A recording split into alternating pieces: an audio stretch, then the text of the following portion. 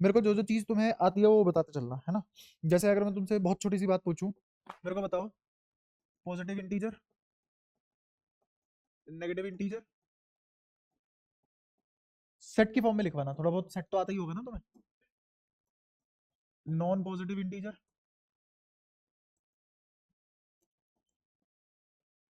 Non negative integer, ये चार चीजें मैंने तुम्हारे सामने लिखी। बताओ इसका सेट क्या बनेगा। पॉजिटिव इंटीजर लिखने हैं मुझे, सारे के सारे पॉजिटिव इंटीजर लिखने हैं। ये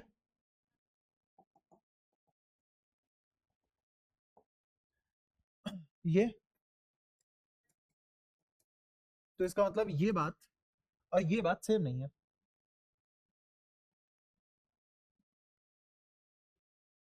समझ पा रहे हो? तू समझा? ये और ये बात सेम नहीं, ऐसा लगता है अब तक कि हाँ ये बात सेम हो सकती थी, बट ऐसा नहीं है। ऐसे ही ये वाली और ये वाली बात सेम नहीं है। नॉन नेगेटिव और पॉजिटिव एक ही बात नहीं होती। नॉन नेगेटिव और पॉजिटिव एक ही बात, जबकि ऐसा लगता है कि नॉन नेगेटिव तो मतलब ही पॉजिटिव हो गया ना, बट एक आदमी फालतू आ जाता है जीरो। क्यों उसने कहा जीरो इंटीजर नहीं होता? जीरो इंटीजर है। मैं समझाता हूँ तेरे को, तेरी अटी की ही मेरे को लगा लिख दूंगा समझ में आ जाएगा। समझ, पॉजिटिव इंटीजर, जैसे इंटीजर अगर मैं सारे लिखूं तो ऐसे चलते हैं इंटीजर,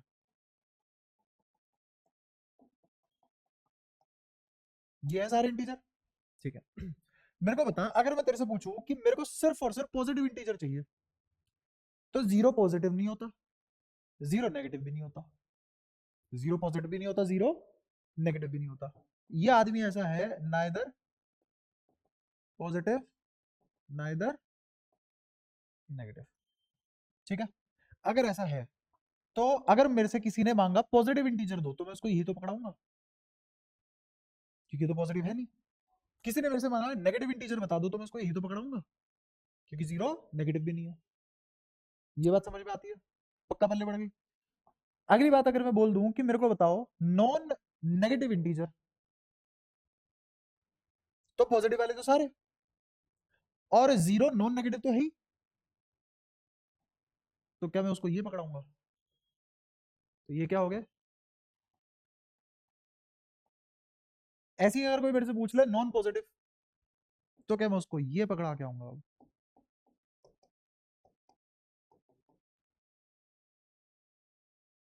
तो मैं ये कहना चाह रहा हूं, positive integer doesn't mean non negative integer, इसमें एक जीरो फालतू आ जाता है। कोई दिक्कत? ये किस वजह से हुआ? क्योंकि जीरो ना तो पॉजिटिव है ना ही नेगेटिव है।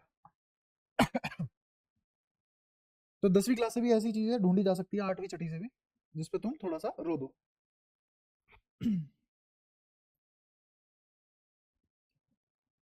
अच्छा, इवन इंटीजर ऑड इंटीजर तो तुम्हें पता ही होंगे। प्राइम नंबर बता दो मेरे को क्या होता है। छोटी छोटी बातें कर रहा हूँ आज के दिन बस। खुद से और वन से डिवाइड हो सकते हैं, खुद से और वन से डिवाइड हो सकते हैं, सही बात है। ठीक है, मैं एक एग्जांपल ले रहा हूँ जिसका नाम है वन। वन क्या खुद से डिवाइड होता है? हाँ। और वन से भी डिवाइड होता है? हाँ। तो वन कैसा हुआ? ये रटा तो हुआ है, जिसके फैक्टर्स वन के भी नहीं कर सकते।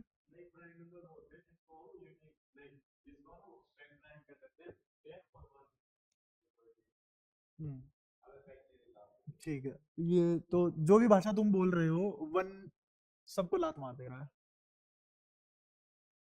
और तुम घर से रख के आते हो कि ठीक है ये वन ना तो साला प्राइम है ना कंपोजिट है। ये क्या हो रहा है? तो इसका मतलब प्राइम नंबर की सही परिभाषा नहीं पता हमें, है ना। तो प्राइम नंबर की सही परिभाषा एक ही है, वो है एग्जैक्टली टू फैक्टर, ना कम ना ज्यादा। अगर ऐसा है तो वो प्राइम है। एग्जैक्टली कितने फैक्टर? एक के कितने फैक्टर होते हैं? तो प्राइम नहीं है। अगले पे आ जाओ, दो, दो के कितने फैक्टर होते हैं? क्या दो से ज्यादा है इसके? क्या दो से कम फैक्टर है इसके? क्या एग्जैक्टली दो फैक्टर है? प्राइम है। तीन पे आ जाओ, तीन के एग्जैक्टली कितने फैक्टर होंगे?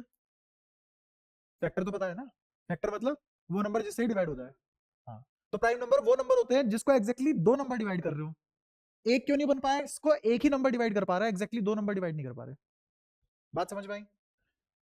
ऐसे ही अगर 4 पे आ जाए तो 4 के 3 फैक्टर आ गए तो ये प्राइम, इसका एक ही फैक्टर था तो ये भी प्राइम। अब समझ में आया एग्जैक्टली 2 फैक्टर से लिखने का क्या तात्पर्य है? प्राइम नंबर की एक ही सही परिभाषा है पूरी दुनिया में, वो क्या है? Exactly 2 factor. यहां तक कोई दिक्कत? अच्छा दो ओनली इवन प्राइम नंबर होता है, दो ओनली इवन प्राइम नंबर होता है। दुनिया में 0 और 1 को छोड़ के हर नंबर प्राइम नंबर से बनाया जा सकता है। दुनिया में 0 और 1 को छोड़ के हर number, every number can be formed with prime number. इस बात का मतलब समझते हो तुम? ये क्या लिखा है मैंने, मतलब बताओ इसका क्या है? हम्म जैसे 3 है तो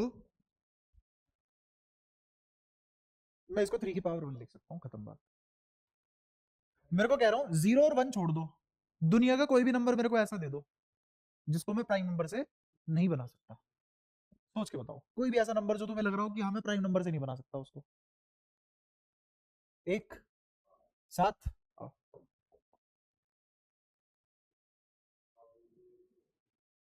मल्टीप्लाई की बात नहीं कर रहा, मैं तो पावर की बात कर रहा हूँ।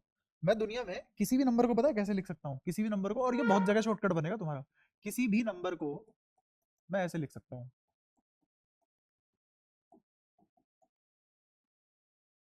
एक्स वाई जेड एंड सोन। ये क्या है? Prime number.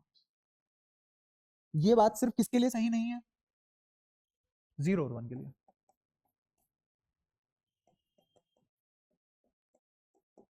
ये समझाना चाह रहा हूँ।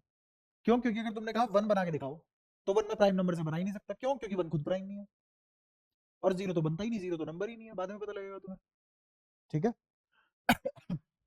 अब जैसे तुम कोई भी नंबर बोल दो, गंदे से गंदा भी नंबर बोल दो तुम, जैसे तुमने कहा ठीक है 125 बना दो, लो 5 का क्यों, प्राइम नंबर से बना दिया।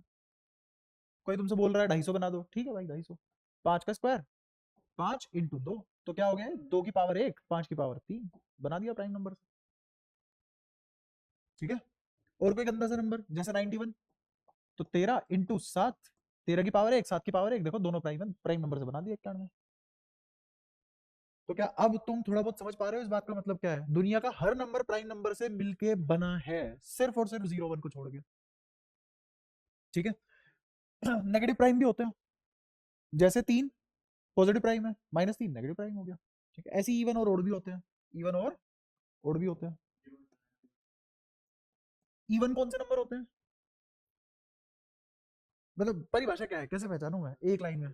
जो 2 से डिवाइड हो जाए, और ओड नंबर जो 2 से डिवाइड ना हो। ओड की परिभाषा है नॉट इवन, और इवन की परिभाषा है कि वो 2 का मल्टीपल हो, 2 का मल्टीपल हो। यहाँ पे एक सितारा बात ये है, हमारे पूरे सिलेबस में 0 इवन माना जाएगा। आईआईटी के त्योहार में 0 को इवन का दर्जा दिया गया। ठीक है। हाँ जब तुम रिसर्च लेवल पे जाओगे तब ये सब बातें नहीं होंगी वहां पे, बहुत टेढ़ी खीर है 0। ऐसा नहीं है कि हाँ मुंह फाड़ के मैं बोल रहा हूँ 0 इवन है। मैं क्या कह रहा हूँ, आईआईटी की बाउंडेशन में रहते हुए अगर 0 पढ़ना हो तो क्या पढ़ेंगे? इवन नंबर पढ़ सकते हो। ठीक है तो इसका मतलब अगर आईआईटी की बाउंड्री से बाहर जाए तो इसका मतलब ये बात गलत भी हो सकती है, हाँ गलत हो सकती है। ठीक है, तो 0 हमेशा ही ऐसा नहीं है कि इवन ही होगा, ये बात क्लियर है? अच्छा अब प्राइम नंबर से मिलती जुलती एक और चीज होती है जिसका नाम होता है ट्विन प्राइम, या रिलेटिवली प्राइम। ये एक ही बात है, रिलेटिवली प्राइम। ये कौन से नंबर होते हैं? ट्विन प्राइम या रिलेटिवली प्राइम? ये रिलेटिवली छोड़ो, इसको सही जगह बताऊंगा। ट्विन प्राइम बताओ कौन से होते हैं? 2 और 3 ट्विन प्राइम है, 3 और 5 ट्विन प्राइम हो गया। और मतलब है क्या? ये तो तुम एग्जांपल दे रहे हो, है क्या ये बताओ ना। नहीं, ऐसा कुछ नहीं। ट्विन प्राइम वो होते हैं जो ऐसे दो प्राइम नंबर जिनके बीच का डिफरेंस 2, 3 और 5, ऐसे दो प्राइम नंबर जिनका डिफरेंस 2। 3 5 एक और 3 बोल सकते हैं? नहीं, एक प्राइम का है। अच्छा, ऐसे 7 और 9 बोल सकते हैं? नहीं, 9 प्राइम का है। ऐसे 9 और 11 बोल सकते हैं? नहीं। ऐसे 11 और 13 बोल सकते हैं? हाँ बिल्कुल। अब समझ आया ट्विन प्राइम? नहीं, नहीं और कोई कंसेक्यूटिव प्राइम नंबर नहीं होता। 2 और 3 are only consecutive prime number. ठीक है। और ऐसे ही आ जाते हैं हम ये सब करते हुए को प्राइम पे। को प्राइम बताओ क्या होता है? जल्दी जल्दी बताओ।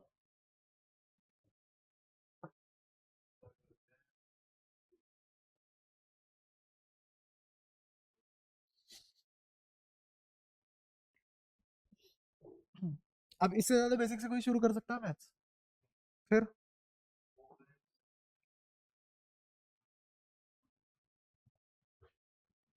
थोड़ा थोड़ा सही जा रहा था।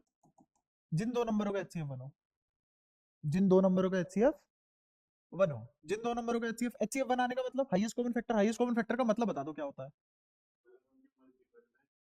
क्यों इतना कॉम्प्लेक्स कर रहे हो? कॉमन लेना, खत्म बात। इससे आसान और इससे सटीक भाषा नहीं मिलेगी तुम्हें पढ़ने को मैथ्स में। एचसीएफ मतलब कॉमन लेना, खत्म। जैसे तुमसे कोई एग्जांपल ले लेता हूँ, जैसे तुमसे कोई पूछे 4 और 9, बताओ क्या कॉमन लिया जा सकता है? वन आ गया एचसीएफ। 4 और 8 में क्या कॉमन ले सकते हैं? 4 आ गया एचसीएफ। कॉमन लेना इज एचसीएफ। क्यों इतना कॉम्प्लेक्स कर रहे हो भाई? मैथ्स आसान बनानी है, मुश्किल थोड़ी ना बनानी है। हाँ, 3 और 5 है, इनका एचसीएफ क्या आ गया? एक। तो क्या हो गया? कोप्राइम। अब मेरे को बताओ क्या ये कोप्राइम है? हाँ कोप्राइम है। क्या 4 प्राइम नंबर है? नहीं। 4 प्राइम होता है? वाह रे वाह। 9 प्राइम नंबर है? नहीं, बट 4 और 9 कोप्राइम है। हाँ। तो कोप्राइम हमेशा एक पेयर होता है, नंबर नहीं। ठीक है। 3 और 5 कोप्राइम है? एचसीएफ वन है? अरे एचसीएफ वन है। क्या कॉमन लेगा इसमें से? 15 ले ले कॉमन, 15। क्या समझ आया कोप्राइम? कोप्राइम समझ आ गया? अब दुनिया में जितने भी कॉन्जिक्यूटिव दो कॉन्जिक्यूटिव नंबर होते हैं, जैसे 1 और 2, 2 और 3, 3 और 4, ये सब क्या है? Consecutive number. ये अगर तुम कॉन्जिक्यूटिव नंबर ले लेके पेयर बनाओगे तो हमेशा क्या निकलेंगे? इस कदर तुम्हारा कोप्राइम क्लियर करना चाहिए कि अगर तुमसे कोप्राइम के कोई एग्जांपल मांग ले, इनफाइनाइट एग्जांपल दे दो तुम तुरंत ही। बताओ इसमें क्या कॉमन आ सकता है? इसमें क्या कॉमन आ सकता है? सब में एक ही कॉमन आ सकता है, तो सारे के सारे क्या हो गए? कोप्राइम। तो दुनिया के हर दो कॉन्जिक्यूटिव नंबर आपस में कैसे होते हैं? कोप्राइम। बताओ यहाँ तक कोई दिक्कत? सारी बातें क्लियर है? ऐसी अगर मैं दो कॉन्जिक्यूटिव ओड नंबर ले लूं तो, जैसे 1 और 3, 3 और 5, 5 और 7, ये सब भी क्या होंगे? कोप्राइम। लेकिन यही काम इवन नंबर में नहीं कर सकते। ऐसे नहीं कर सकते तुम 2 और 4 ले लिया, 4 और 6 ले लिया, उसमें आएगा कुछ ना कुछ कॉमन, तो एचसीएफ वन नहीं आएगा। तो जिनका एचसीएफ वन आता है वो नंबर कैसे हो जाते हैं? 4 और 6 में 2 आ जाएगा। तो एचसीएफ वन नहीं आया तो इसका मतलब वो को प्राइम नहीं बन पाया।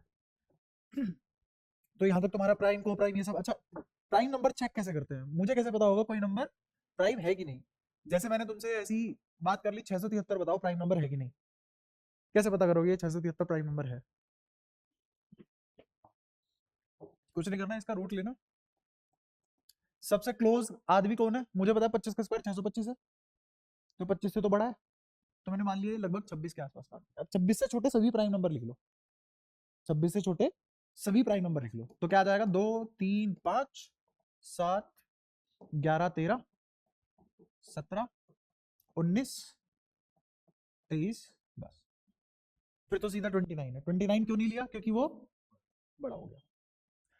अब इससे डिवाइड नहीं होता है। 3 से डिवाइड, 7 और 3 10 और 1 16, 3 से डिवाइड नहीं होगा, 5 से डिवाइड नहीं होगा, 7 से डिवाइड नहीं होगा। ठीक है। ऐसे ही 11 से भी नहीं होगा, क्योंकि 11 में वो डिजिट यहाँ की +1 -1 या तो जीरो आए या नो के मल्टीप्लाई। 13 से, ऐसे ही 17 19 23 सबसे देखोगे तो ये डिवाइड, अगर ये डिवाइड नहीं हुआ किसी से भी तो ये क्या बन गया? Prime number. हाँ, 1000 का तू क्या करता? कुछ तो ऐसे भी पता होता है, 1000 तो बहुत आसान है, पता ना। 1000 से बड़ा 1000 एक ले ले। हाँ, तो अगर तू 1001 का रूट लेगा तो ये लगभग किसके बराबर आएगा? मुझे बताए कि 1000 किसका आ जाता है 1000 के आसपास? मुझे बताया कि 931 किसका होता है? ये तो क्यूब हो गया खैर। हाँ, 30 का स्क्वायर 900 हो गया, है ना? और ऐसे ही अगर मैं तेरे से बात करूं 32 का स्क्वायर कितना हो जाएगा? 1000 से छोटा ही होगा। 32 का स्क्वायर कैसी बात कर दी यार। चल ले, इसके शॉर्टकट भी बता दूंगा मैं तुम्हें। 2 दूनी 4, 3 दूनी 6, 3 दूनी 6, 3 तिया 9, तो 4 6 और 6 12 और 9 1 10, 1024। ठीक है। तो 1024 मतलब मैं मान लूं कि ये 31। ठीक है, ये छोटा ही आएगा, पक्की बात है, टेंशन मत ले। तो 31 भी नहीं, बल्कि मैं तो कहूंगा 32 ही लो तुम, क्योंकि मुझे बड़े वाला लेना होता है। जैसे यहाँ पे मैंने क्या लिया था, 26 लिया था, 25 नहीं लिया था, 32 ले लिया। अब 32 से छोटे जितने भी प्राइम नंबर है लिख ले, तो 29 तक तो पहुंच ही गया था। एक 31 और लगा दे। यहाँ तक चेक करना है। अब मुझे चेक करना है इसमें से कौन 1001 को डिवाइड कर जाएगा, 7 1001 को डिवाइड कर जाएगा। देख ले करके। 7 एकम 7, बचा 3 30, 7 चौक 28, और बचा 2 21, तो 7 तिया 21। तो 1001 प्राइम नहीं है, ऐसा पता लग जाता है। ठीक है, तो अब तुम्हें ये भी चेक करना आ गया प्राइम नंबर है कि नहीं है, ये पता कैसे करते हो। ठीक है। अगर मैं कभी भी रूट के अंदर प्राइम नंबर ले लूं तो वो हमेशा एक इरेशनल नंबर बनता है, ये याद रखना। तुम्हें तो पता होगा ना, रैशनल, रियल, ये सब प्लाट ढंग का, ये सब क्या चीज है। ऐसे ही अगर छोटी सी बात हो जाए, इससे पहले छोटी सी बात ये हो जाए कि क्यू और क्यू बार, क्यू बोले तो और क्यू बार बोले तो इरेशनल। तो रैशनल नंबर बताओ वो नंबर जो पी बाई क्यू की फॉर्म में हो, पहली बात। दूसरी बात, क्यू जीरो ना हो। तीसरी बात, पी और क्यू को प्राइम हो। ठीक है, ये जो तीसरी वाली बात है, ये तीसरी वाली बात मैंडेटरी नहीं है। ये मैंडेटरी तब बनती है जब तुम किसी फंडामेंटल फ्रैक्शन की बात करो। फंडामेंटल फ्रैक्शन जैसे मैंने कहा कि 3/5 एक फ्रैक्शन है, बट 15/25 भी एक फ्रैक्शन है, बट आएगा तो 3/5 ही कट के। ऐसे तो मैं ये भी लिख सकता हूँ 30/5, तब भी तो कट के 3/5 ही आएगा। क्लियर है? अच्छा, ऐसे मैं ये भी लिख सकता हूँ 1/5/1/3, ये भी तो एक फ्रैक्शन है। क्या सारे के सारे फ्रैक्शन पैदा तो इसी से ही हुए हैं? सारे फ्रैक्शन है तो इसी के मल्टीपल। समझ पा रहे हो क्या बोल रहा हूँ? तो क्या ये हो गया फंडामेंटल फ्रैक्शन, और ये सब हो गए प्रोपेगेटेड फ्रैक्शन। ये सब कैसे हो गए प्रोपेगेटेड, या इनके प्रोग्रेसिव फ्रैक्शन, या इनके इक्विवेलेंट फ्रैक्शन, या इनके इक्विवेलेंट फ्रैक्शन। अब ध्यान से सुनना, ये जो बात है पी और क्यू को प्राइम है, ये सिर्फ फंडामेंटल फ्रैक्शन के लिए सही है। इसके लिए सही है कि 15 और 25 में तो आ रहा है HCF 5, कहां से को प्राइम हो गए? और जब क्यू पी बाई क्यू की फॉर्म में है, क्यू जीरो भी नहीं है, और वो है भी रैशनल नंबर। बट मैं यहाँ तीसरी लाइन किसके लिए लिखूंगा, सिर्फ और सिर्फ, और अगर मेरे पास फंडामेंटल फ्रैक्शन है, बाकी सब उन्हीं की तो पैदाइश है। हाँ, बिल्कुल यही ऐसी वाली बात होगी कि नंबर लाइन पे तुम किसी ऐसी जगह पहुंचे जिसका नाम था 3/5। ये नंबर लाइन है, इस पे तुम कहां पहुंचे हो, 3/5। तो 15/25 भी तो यही आएगा, तो 30/50 भी तो यही आएगा, तो 1/5/1/3 भी तो यही आएगा, 300/500 भी तो यही आएगा। क्या सब सेम लोकेशन बता रहे हैं? तो ये सभी के सभी इसी को तो बता रहे हैं। तो असलियत में तो फ्रैक्शन यही हुआ ना, है ना? एड्रेस तो एक ही है, बस शक्ल अलग अलग है, उसके बताने के तरीके अलग अलग है। ये ऐसी बात होगी, सो मुंह एड्रेस मेरा ही बता रहे हैं, तो पहुंचोगे तो वही हर बारी। तो जहां पहुंच रहे हो उसके लिए कंडीशन है, इसीलिए तीसरी कंडीशन ऐड कर देते हैं। कोई दिक्कत यहाँ तक? अच्छा, तो ये हो गए रैशनल। और जो इन तीनों को फॉलो नहीं करता वो कौन हो जाता है, इरेशनल। बट बात यहां भी खत्म नहीं होती। खेल थोड़ा सा और आगे चलता है। जैसे अगर मैं तुमसे बात कर लूं कि 10/3, क्या ये सारी कंडीशन फॉलो कर रहा है? तो ये क्या हुआ, रैशनल की इरेशनल? तेरे को नहीं आ रहा समझ? आ रहा है पक्का? कौन सा नंबर है? इरेशनल? कैसे? चलो देखते हैं इरेशनल है कि नहीं। क्यू जीरो नहीं है, क्या पी बाई क्यू की फॉर्म में लिखा जा सकता है? क्या पी और क्यू को प्राइम है? खैर ये कंडीशन तो चेक भी मत किया करो, क्योंकि अगर मैं ये बोल दूं 100/30, तो पी और क्यू यहाँ पे को प्राइम नहीं है, बट है तो फ्रैक्शन फिर भी फंडामेंटल नहीं है। तो मुझे तो हर टाइप का फ्रैक्शन पढ़ना है ना, तो ये वाली अभी भूल जाओ। ये वाली कहाँ किस तरीके से इस्तेमाल करोगे वो जगह मैं बताऊंगा। तो क्या दोनों कंडीशन फुलफिल हो रही है? ये कंडीशन किस आदमी की है? तो कौन हुआ 10/3? अरे रैशनल ही होता है ये, होता है ये रैशनल। क्या पढ़ के आ रहे हो तुम? हाँ तुम उस कहानी से याद कर रहे हो तभी तो दिक्कत हो रही है, बल्कि इससे वो कहानी याद करना तुम। वही बता देता हूँ। जैसे तुमने कहा कि मैंने लिखा, जैसे इसी को अगर सोल्व करें तो क्या आ जाएगा, 3.3 3 3 3 3 अप टू सो ऑन। तो तुम तो कह रहे हो कि ये तो कभी खत्म ही नहीं हो रहा, तो तुम इस कहानी पे जा क्यों रहे हो? इस कहानी पे बाद में जाना, पहले वो तो सीख लो। भाई मेरे को बताओ, दो कसम खिलाई थी और दोनों की दोनों कसम पे खरा उतर गया और फिर भी तुमने सजा दे दी, ये तो गलत बात हुई ना होगी। नंबर है वो, इंसान थोड़ी ना है। हाँ, वो एग्जैक्टनेस में काम करते हैं भाई, वो झूठ नहीं बोलते। तो अब तुमसे, तुम जैसे मेरे से पूछने लग जाओ कि सर ये 4.5555 इन्फिनिटी तक गया, ये तो पी बाई क्यू की फॉर्म में रिप्रेजेंट ही नहीं किया जा सकता, क्योंकि मेरे को तो पता ही नहीं है 4 के नीचे अगर मैं इसको ये डेसिमल हटा दूं और मैं इसको ऐसे लिखूं, तो मुझे तो पता ही नहीं है कितनी जीरो लगाऊं, मैं कैसे लिख दूं इसको पी बाई क्यू की फॉर्म में? तो तुम्हारा कहने का मतलब है ये पी बाई क्यू की फॉर्म में रिप्रेजेंट ही नहीं हो सकता। अगर पी बाई क्यू की फॉर्म में रिप्रेजेंट नहीं हो सकता तो ये क्या बन जाएगा? इरेशनल। और मैं कह रहा हूं ये हो सकता है पी बाई क्यू की फॉर्म में रिप्रेजेंट, हेंस ये नंबर कैसा है? रैशनल। तुम्हें समझ तो आ रहा है मैं क्या बात कर रहा हूँ? ये मैं आईडी वाईडी छोड़ो, गोबर छोड़ो, 11वीं छोड़ो, ये 10वीं से नीचे की बात हो रही है। और तुम ऐसी शक्लें बना के बैठ गए, पता नहीं क्या पढ़ाने लग गए। या तो तुम्हें बहुत ज्यादा आ रहा है तो आगे बढ़ जाते हैं, या तुम्हें नहीं आ रहा है तो बताओ मेरे को। ये क्या होता है बिल्कुल ही ऐसे कि हक्के बक्के ही रह गए बिल्कुल। मैं कह रहा हूँ इसको पी बाई क्यू की फॉर्म में रिप्रेजेंट किया जा सकता है। तुम्हारी दिक्कत ये है कि जब मुझे यही नहीं पता कि डेसिमल हटा के कितनी जीरो लगानी है, तो मैं कैसे पी बाई क्यू की फॉर्म में रिप्रेजेंट कर लूँ इसको? तो मैं एक तरीका बताता हूँ उसका। तरीका ये है, इसको तुम कोई भी नंबर मान लो x, 4.55 या 5 बार लगा दो, ऐसे लिख सकता हूँ। ठीक है, फिर मैं कह रहा हूँ कि इस x को 10 से मल्टीप्लाई कर लो, तो ये कितना आ गया?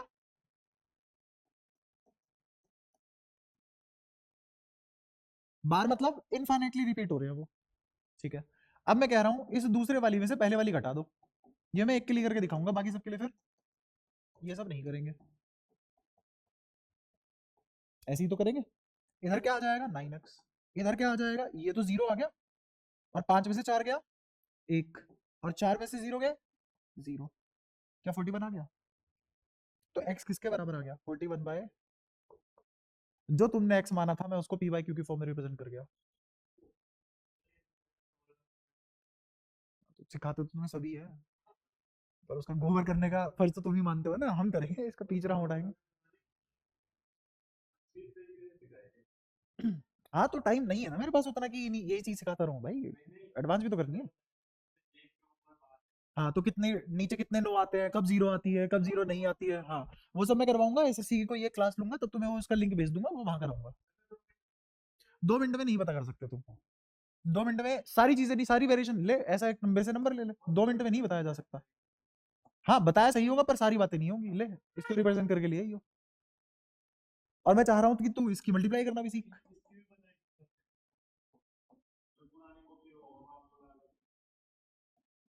या फिर इसको 8 3 इसको 3 1 कर ले, इन दोनों को मल्टीप्लाई कर ले और बता दे कितने पे बार आएगी, और इसको पी बाई क्यू की फॉर्म में रिप्रेजेंट कर ला।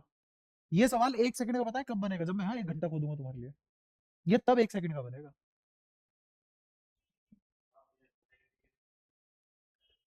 ये सब फालतू की बात ये नहीं पूछेगा, मेरा बस ये था मानना, समझाने का मतलब ये था कि जैसे तुमने मुंह फाड़ के हाँ इस वाली चीज को ये बोलने की जरूरत की थी, मैं वो क्लियर कर रहा हूँ, रटो नहीं चीजों को, समझ लो। आगे से कभी मत करना ऐसे कि किसी ने तुम्हें ले दिया, ठीक है भाई ये 20/6 है, तो भाई साहब हम तो इसको ये बोल देते हैं। नहीं, ये कैसा है?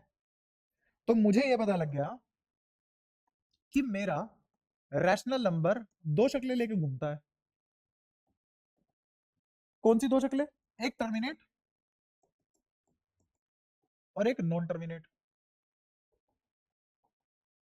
कौन सी दो शक्लें लेके घूमता है? Terminate non terminate.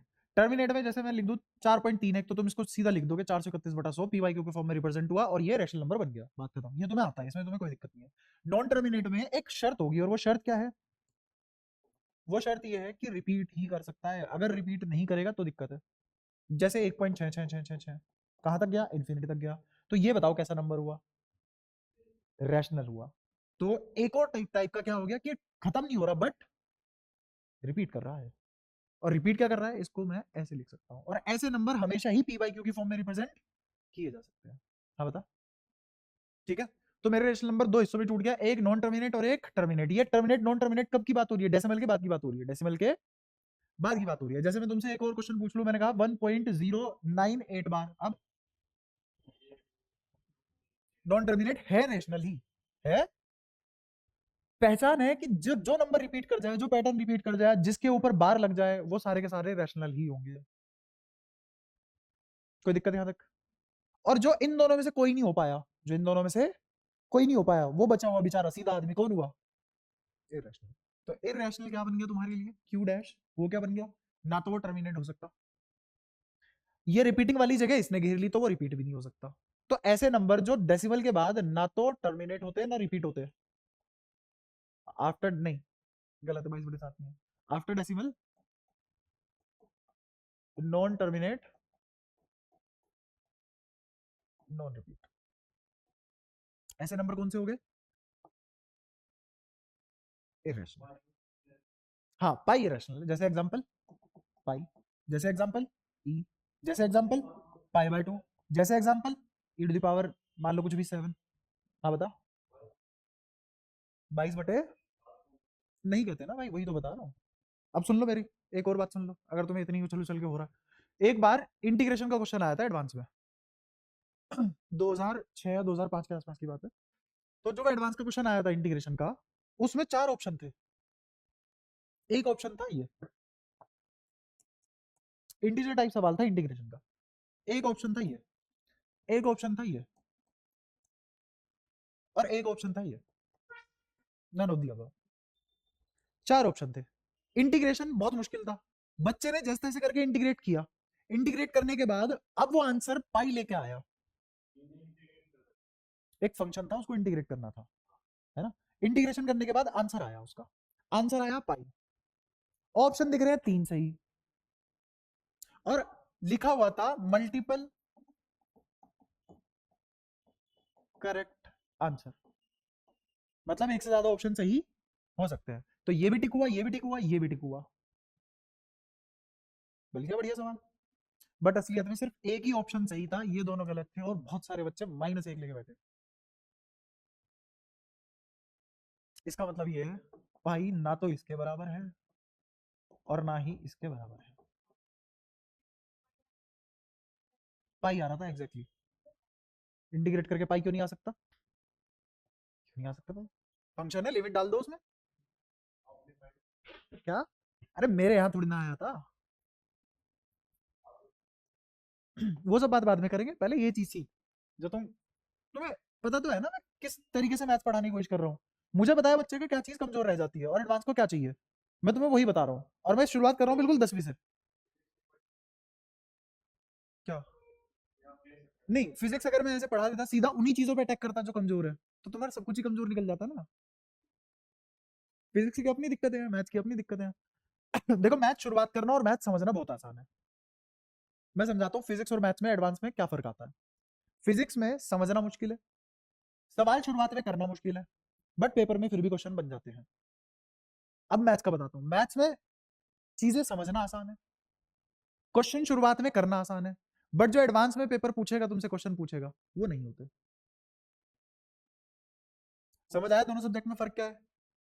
देखने को, सीखने को तुम्हें फिजिक्स टफ लगेगी, और जब आएगी पेपर देने बैठोगे, जब मैथ्स आएगी वहां पे, तो मैथ्स पहले ही बता देगी चिल्ला के, मेरे से पंगे मत लेना, बस बाकी दो सब्जेक्ट पढ़े छेड़ लो, उन्हें छेड़ लो। मेरे से पंगेबाजी नहीं। किसके आ रहे हैं एडवांस में 360 में 360 परसेंटाइल होती है वो होते हैं सेग्रीगेटेड और नॉर्मलाइजेशन मार्क्स होते हैं, वो एग्जैक्ट मार्क्स नहीं होते 360 में 360। हाँ जी हाँ एग्जैक्ट आ रहे हैं। तो मैंने क्या बोला तुमसे, मैंने बोला pi is not equal to 22/7। तो इसका मतलब ये कौन सा नंबर है? अरे 22/7 का मतलब ही क्या है, पी बाई क्यू की फॉर्म में रिप्रेजेंट कर पा रहा हूँ ना। तो कैसे हो गया ये फिर तुम्हारा इरेशनल? तो ये क्या हुआ रैशनल, और ये क्या हुआ? How come irrational number be equal to rational number? अकल तो लगाओ भाई, वैल्यू अप्रोक्सीमेट रखते हैं हम उसकी। गलती हमारी है, हम ये लिखते हैं, ये हमारी गलती है, लिखना ये चाहिए।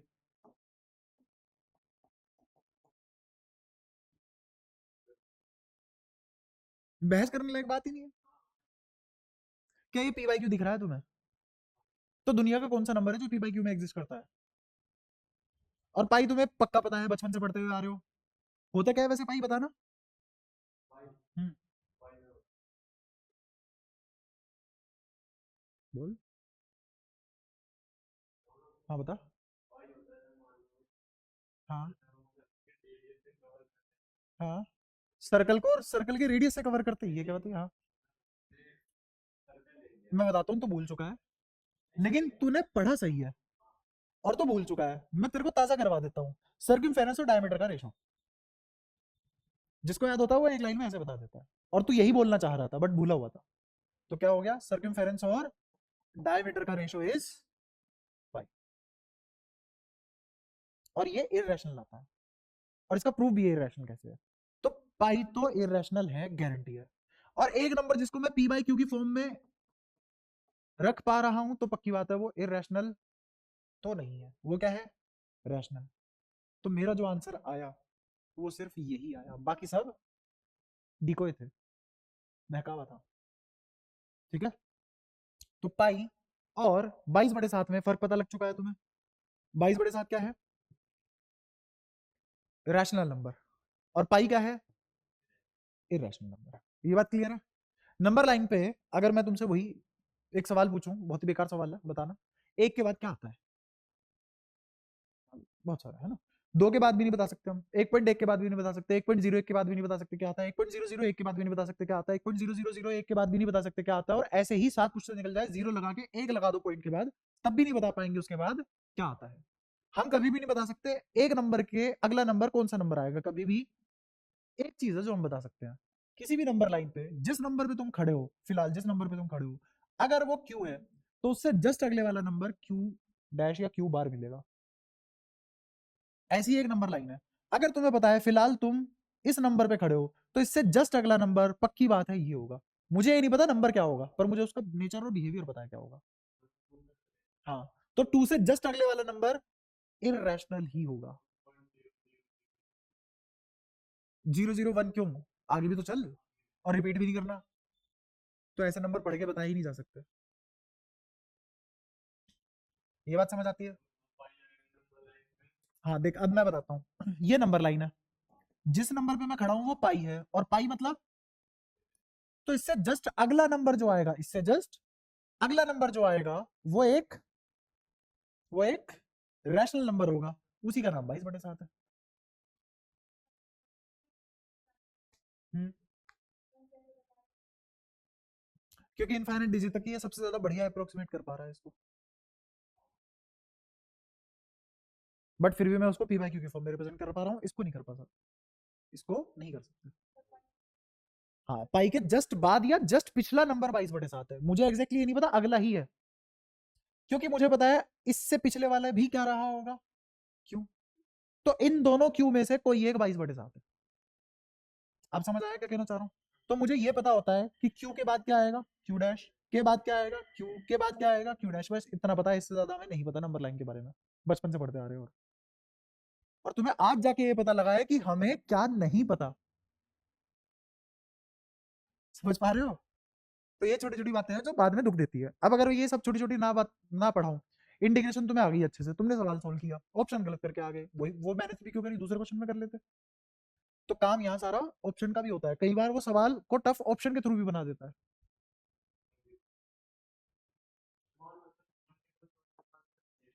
हाँ तो गलत है। तुझे क्या लग रहा है क्यों इतना टफ है ये पेपर?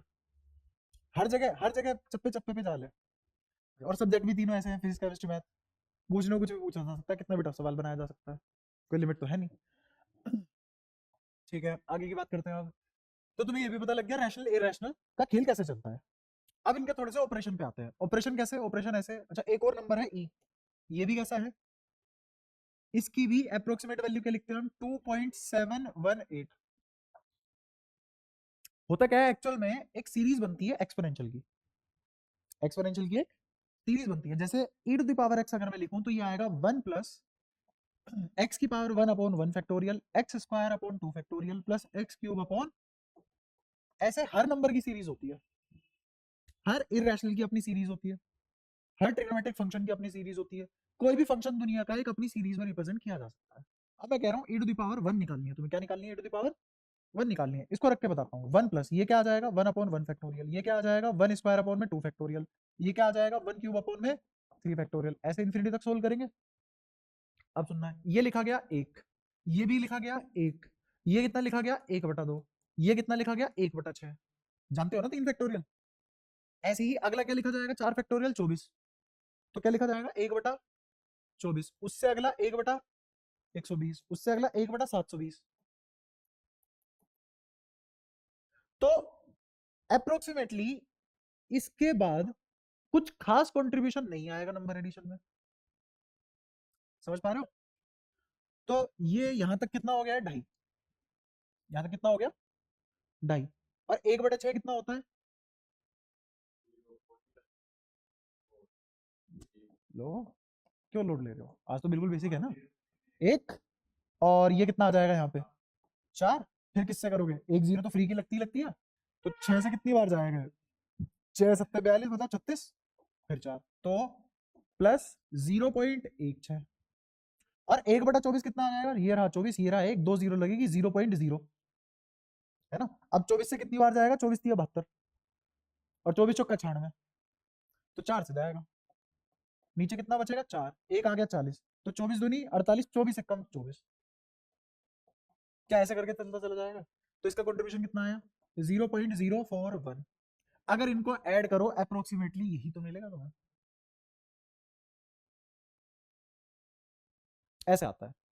तो क्या ये एग्जैक्टली इसके बराबर हो गया, क्या तुम कल को छोटे छोटे के ये बोलने लग जाओगे भाई मेरा तो ये भी आंसर आया, नहीं, ये वैल्यू रखने में काम आ सकता है, बट मैं इस वैल्यू को इसका नाम नहीं दे सकता, दो बातों में फर्क है। हाँ, जैसे मैं पाई की जगह सब्सटीट्यूट कर सकता हूं 22/7, बट पाई का नाम 22/7 नहीं रख सकता, समझ पाए। बिल्कुल वही वाली बात है कि फिजिक्स के दो टीचर है स्कूल में, एक एब्सेंट हो गया तो दूसरे वाला सब्सटीट्यूशन पढ़ा के चला गया, इसका मतलब ये नहीं है जो एब्सेंट है उसी ने पढ़ा दिया, दो बातें अलग है। अब शायद समझ पाए हो। तो अब आते हैं इनके ऑपरेशन पे। ऑपरेशन जैसे अगर मैं बोलूं कि एक रैशनल नंबर और दूसरा भी रैशनल, तो क्या क्या ऑपरेशन लगाए जा सकते हैं, प्लस माइनस मल्टीप्लीकेशन डिवीजन। तो अगर एक रैशनल नंबर के साथ दूसरा रैशनल नंबर घोट दोगे किसी भी ऑपरेशन के तहत तो आंसर भी क्या आएगा, ठीक है। तो ये रैशनल है, ये रैशनल है, तो ये भी रैशनल ही होगा, ये बात क्लियर है। जैसे एग्जांपल 2 प्लस, मैं थोड़ा अच्छा कह रहा था, मैंने कहा 20/6 और वही 41/9, जब इन दोनों को ऐड करोगे तो आंसर कुछ अजीब सा ऐसा आ जाएगा, नीचे तो क्या आएगा एलसीएम कितना आएगा 9 और 6 का 54, डायरेक्ट भागे 9 को 6 से मल्टीप्लाई कर दी, शाबाश। 18 नहीं आएगा, पक्का यार जाना भी चाहते हो, तुम तैयार भी हो।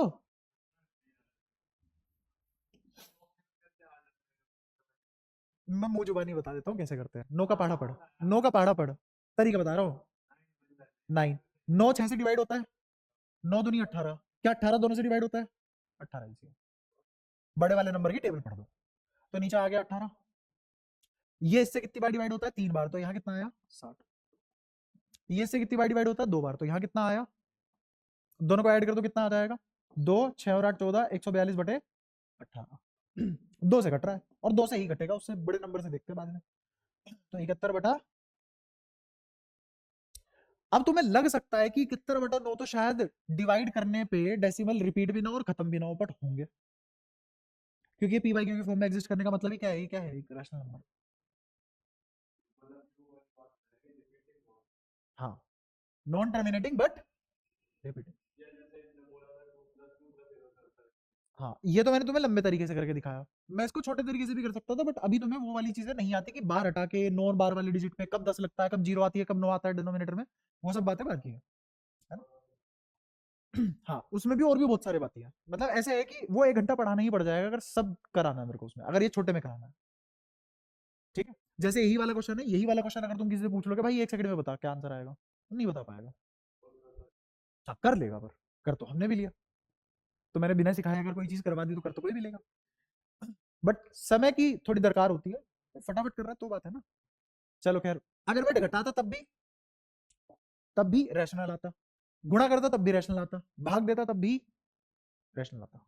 बताओ यहाँ तक कोई दिक्कत, क्लियर हुई है सारी बातें, पक्का, ठीक है। अच्छा, और सर को जाके ये मत बोलियो कि सर ये पढ़ा दो, सर पढ़ा देंगे बहुत बढ़िया, पर तेरी वजह से सबका टाइम खराब होगा, ये आता भी नहीं। नहीं नहीं, कभी तो बोल दे नहीं सर मेरे को ये पढ़ा दो, उनको चाहिए, ये मैं खुद कभी फिर कभी पढ़ा दूंगा, है ना। नहीं नहीं, तू बता सकता है, पर मैं ये कह रहा हूँ कि पढ़ते कैसे हैं, सर से भी पढ़ने का एक तरीका बता रहा हूँ मैं तेरे को, है ना। अच्छा, अब ऐसे ही अगर लेकिन मैं ये काम कर दूं, मैंने ये तो ले लिया इरेशनल और ये ले लिया रैशनल, और अब मैं इस पे ऑपरेशन परफॉर्म करना चाहता हूँ, इन चारों में से कोई सा भी, तो आंसर क्या आएगा, सोच के बताओ। अब जो आंसर आएगा, हमेशा ही तुम्हें क्या लगता है क्या आना चाहिए, हमेशा ही इरेशनल। एक और चीज आखिरी, अगर मैंने दोनों ही इरेशनल ले लिए और अब मैथमेटिकल ऑपरेशन परफॉर्म कर रहा हूँ, इन चारों में से कोई सा भी परफॉर्म कर लूं, तो अब आंसर क्या आएगा,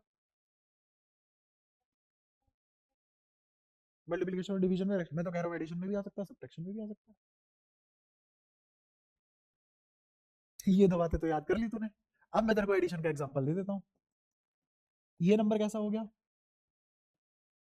कैसे पता, क्योंकि तुमने एक रैशनल में एक इरेशनल जोड़ा और अभी अभी तुमने इसका आंसर करा है, इनमें कोई सा भी ऑपरेशन लगा दो, जो नंबर आएगा वो कैसा आएगा, तो ये नंबर इरेशनल है, इसमें एक और इरेशनल नंबर जोड़ रहा हूं,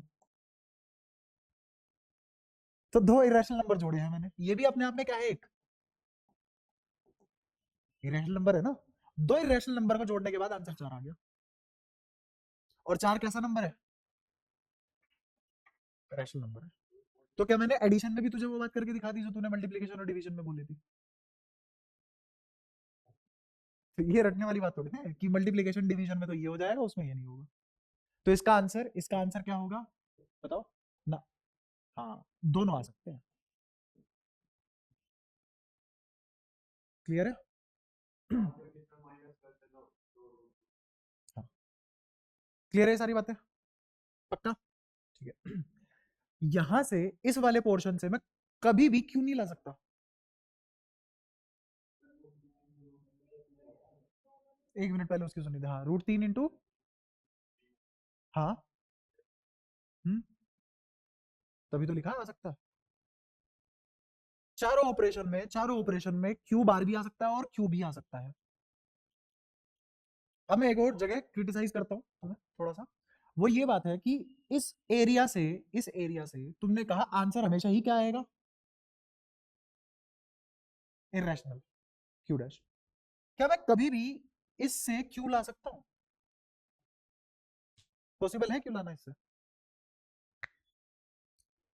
एक मेरे को क्या चाहिए और एक क्या चाहिए, एक चाहिए रैशनल, एक चाहिए इरेशनल, तो मैंने Q1 तो लिया, बोलो क्या लेना चाहते हो, Q1 रैशनल की इरेशनल, रैशनल, और मैंने Q2 लिया इरेशनल, सही बात है, ठीक है। इन दोनों को ऐड करना चाहते हो, मल्टीप्लाई करना चाहते हो, डिवाइड करना चाहते हो, सब्ट्रैक्ट करना चाहते हो, बोलो जल्दी। डिवाइड करना चाहते हैं, डिवाइड कर दिया। इस Q1 को अगर मैं 0 रख दूं, क्या 0 एक इरेशनल नंबर है या रैशनल नंबर है, रैशनल, तो 0/एनीथिंग इज, मैं ले तो आया क्यों,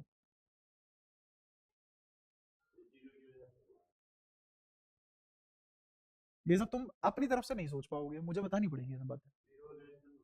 हाँ, 0 रैशनल नंबर होता है, -2 भी रैशनल नंबर होगा। सुन ली बात? सारे इंटीजर -√3 इरेशनल, क्योंकि √3 क्या हो गया? √3 माइनस, बता क्या करना चाहता है √3 माइनस?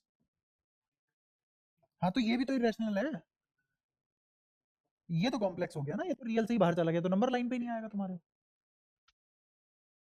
पहले तुम यही झेल लो, ये तो बाद में आना। इसमें cube root of unity, nth root, circle, ये सब। सर्कल तुमने पढ़ा कभी इसमें कॉम्प्लेक्स नंबर में? हाँ बहुत बढ़िया, इसीलिए बहुत बढ़िया जगह पढ़ रहे हो, ये मजा आता है ये सब सुनने में कि हाँ कोई सीबीएसई भी इन सब चीजों के साथ डील कर रहा है। उनको पता है नहीं पूछ रहा कोई भी, फिर भी बताना है उन्हें, क्यों? मजा आता है यार। हाँ मैं बता रहा हूँ, अगर आज की डेट में जैसे हम थे, हमारे जैसे बच्चे फिर से आ जाए, कोरोना से पहले वाले बच्चे फिर से आ जाए, तो फिर नहीं देख रहे हो कि कहाँ कौन सा सिलेबस है, फिर वो भाई मैथ पढ़नी है, मजे लेके पढ़ेंगे, खत्म बात। वो तो सब बच्चों की शक्लें दिख जाती है ना, कि कॉमर्स वाला भी बैठा है, साइंस वाला भी बैठा है, तुम क्यूब रूट यूनिटी पे बात कर रहे हो, सर्कल पे बात कर रहे हो, उसकी एनथ साइड की बात कर रहे हो, एक सीरीज की बात कर रहे हो, उसमें जीपी लेके आ गए, फिर वो क्लास को देखेंगे, अच्छा ये तो मर गए, ये तो कल से आएंगे ही नहीं।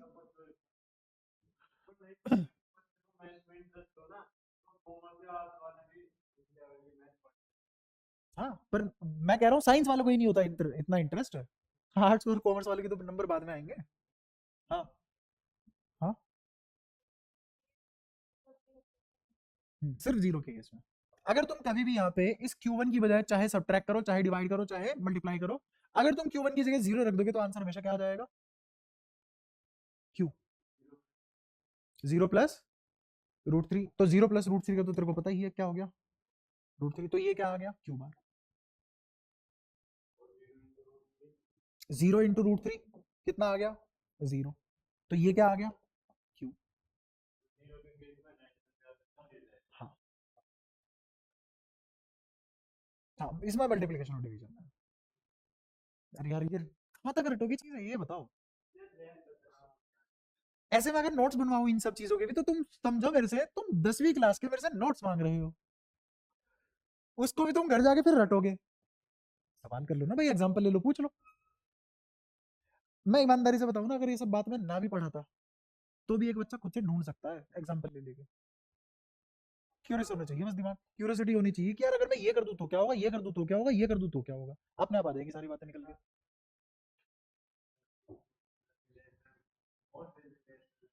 हाँ मैं कह रहा हूँ आ सकता है और नहीं भी आ सकता, सिर्फ और सिर्फ ये ओब्लिक जो मैंने लगाया किसके केस में लगेगा? अगर क्यू जीरो हो जाए तो ये ओब्लिक लगेगा, और वो भी किसके केस में? मल्टीप्लाई और डिवीजन के केस में। कोई दिक्कत यहाँ तक? सारी बातें क्लियर है? ये समझने की है, ऐसा नहीं एल एल के तुम जिसको रट के आओगे अगली क्लास में नोट्स पढ़ोगे, ये समझ है, अभी समझ दे रहा हूँ, पढ़ा कुछ नहीं रहा हूँ। ठीक है? तो ये सारी बातें तुम्हारे जहन में डली होंगी, समझ आई होंगी तुम्हें। ऐसे ही अगर मैं बोल दूं कि रूट के अंदर मैंने प्राइम नंबर रख दिया, तो ये आदमी हमेशा ही क्या बनेगा? इरेशनल। अब तुम बोलोगी सर मैं एक काम करता हूँ, मैं तो √25 रख देता हूँ,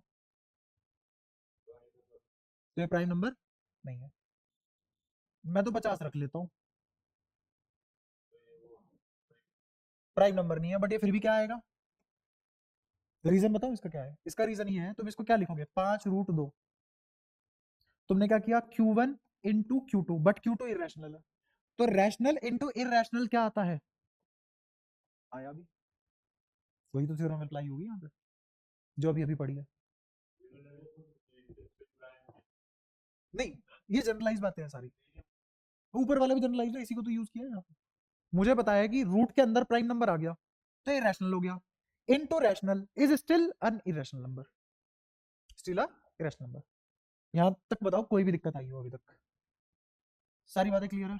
अब मैं बताता हूँ तुम्हें यहाँ पे छोटी छोटी चीजें क्या क्या याद होनी चाहिए। तुम्हें याद होनी चाहिए पाई की वैल्यू, तुम्हें याद है पाई/2 की याद होनी चाहिए, 2 पाई की याद होनी चाहिए, पाई स्क्वायर की याद होनी चाहिए, ऐसे ही ई स्क्वायर, ई/2, 2e, इन सब की वैल्यू, और 1/e और 1/पाई, इनकी वैल्यू याद होनी चाहिए।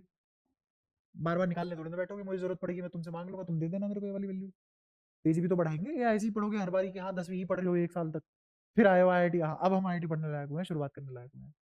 ऐसे नहीं कर सकते ना, वैसे ही हमारा टाइम बहुत खराब हो गया। ऐसे ही तुम्हें √2, √3, √5, √7 और √11 यहाँ तक की वैल्यू याद होनी चाहिए, इनकी याद होनी चाहिए।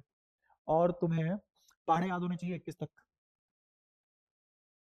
ठीक है। ये सब मेरे को आता था, पर क्योंकि मैं टीचर बन गया हूँ और बहुत टाइम से ये सब चीजें नहीं पढ़ाई हैं, तो मैं इन सब से अछूता हूँ। तुम्हें याद होनी चाहिए पर ये, ठीक है। 21 तक पहाड़े याद, और क्या दे सकता हूँ, हाँ 20 तक के स्क्वायर याद, 20 तक के स्क्वायर याद, और 1 से लेकर 10 तक के क्यूब याद। हाँ, ये तुम्हें पता होना चाहिए। मतलब अगर ये तुम्हें याद है ना तो तुम्हारी स्पीड बढ़ जाएगी, बस ये है मेरा कहने का मतलब। ऐसा नहीं है अगर ये याद नहीं होता तो तुम आगे नहीं बढ़ पाओगे, स्पीड बढ़ेगी बस। क्या 75? नहीं याद है भाई, नहीं याद है। ये तो तूने जानबूझ के आसान पूछा। नहीं याद। हाँ देख, नहीं बोलूंगा मैं। आगे सबूत। हाँ एक टाइम पे थे, जब तुम्हारी उम्र में थे तब हमें ऐसे 40 तक पढ़े जाते। गांव में डिग्री विग्री कुछ नहीं होती। गांव में अगर तुम्हें 40 तक के पहाड़े याद नहीं है तो या तो तुम 40 तक के पहाड़े याद कर लो, है ना, और या सुबह सुबह रोज जाते हुए दर्द महसूस कर लो। दो ही ऑप्शन होते हैं गाँव में, है ना। मतलब एक शरीर का हिस्सा होता है, वो लाल रहता है पूरा, अगर तुम्हें 40 तक पहाड़े याद नहीं है। गांव में जब भी सरकारी स्कूलों की छुट्टी होती है तो लाइन लगती है सबकी, और रैंडमली किसी से भी कोई भी पूछ लिया जाता है, जैसे इसने पूछा 19 सत्ते, नहीं बता पाया तो उसको ऐसा करके भेजते हैं, अगले दिन सुबह सुबह से दिक्कत होती है, फ्रेश होते टाइम वो पक्का दर्द महसूस करता है। फिर उसको याद आती है आज भी मेरे साथ ऐसा ना हो, तो क्यों ना मैं थोड़े बहुत तो याद कर लूं, क्या पता तुक्के में सही बता दूं। तो जब वो बच्चा 6 महीने तक ये करेगा तो उसको 40 तक के पहाड़े याद हो जाएंगे, और वो भी रैंडम पूछ लो तुम उससे। हाँ मेरे को इसी इसी प्रोसेस के याद थे। अगर ये प्रोसेस मेरे साथ ना होता मेरे को भी याद ना होता। ये हमारे साथ ये प्रोसेस था। इसमें एक और थोड़ा लेवल अप होता है कि कोई आदमी कंसिस्टेंट है बिल्कुल, किस चीज में कंसिस्टेंट है कि वो नहीं बता पाता, एक हफ्ता हो गया साला बता ही नहीं रहा। फिर उसको मुर्गा बनाते हैं, मुर्गा बनाने के बाद उसके इस वाले हिस्से पे चप्पल रख देते हैं। हाँ, तो ये हिस्सा जब बिल्कुल सीधा रहता है, टांगे बिल्कुल सीधी रहती है घुटनों समेत, और तुम्हारी गर्दन नीचे रहती है, तो तब तो वो चप्पल नहीं गिरेगी। पर अगर तुम नीचे मुर्गे की बजाय मोर बनने की कोशिश करते हो तो वो चप्पल गिर जाती है। वो चप्पल गिरने के बाद तुम्हारी पिटाई लगती है उसी जगह की, और फिर तुम्हें दोबारा वही मुर्गा बनाया जाता है और ज्यादा टाइम तक चप्पल लग के। ये थोड़ा सा एडवांस लेवल है, तो तुम्हें करना ही पड़ता है, ऑप्शन नहीं होता। गांव में कोई ऑप्शन नहीं है। तुम्हें अगर जिंदगी हाँ सही से जीनी है तो तुम्हें पहाड़े याद होने चाहिए। इसीलिए तुम देखते होंगे जनरली गांव वाला बच्चा तो बेचारा हिंदी में पढ़ता है जबकि मैथ्स, और हिंदी में तो और भी टफ लगती है मैथ्स। पढ़ के देखना कभी एक क्वेश्चन हिंदी का, पढ़ के देखना, आंखों में आंसू ना आगे तो बताना। तुम्हें एक लाइन ही समझ नहीं आएगी। तो हिंदी में और भी टफ होती है, लेकिन फिर भी जनरली गांव वाले बच्चे की मैथ्स ज्यादा अच्छी होती है। अब तो कहीं के भी बच्चे हमारे वाले नहीं रहे, और हम तो अनपढ़ों में गिने जाते थे। जो अनपढ़ों में गिने जाते थे हमारे टाइम पे, उनके कंपैरिजन में आज के बच्चे अनपढ़ हो रहे हैं, बता कहाँ पहुंच गए हैं हम। यही होता है जब भाई पॉलिटिशियन सारे के सारे अनपढ़ रह जाते हैं, तो पढ़ाई लिखाई की कीमत ही नहीं समझ पाते, तो पूरे देश में ये चीज बांट देते हैं, पढ़ाई लिखाई की जरूरत ही नहीं है, हम भी तो काम कर रहे हैं।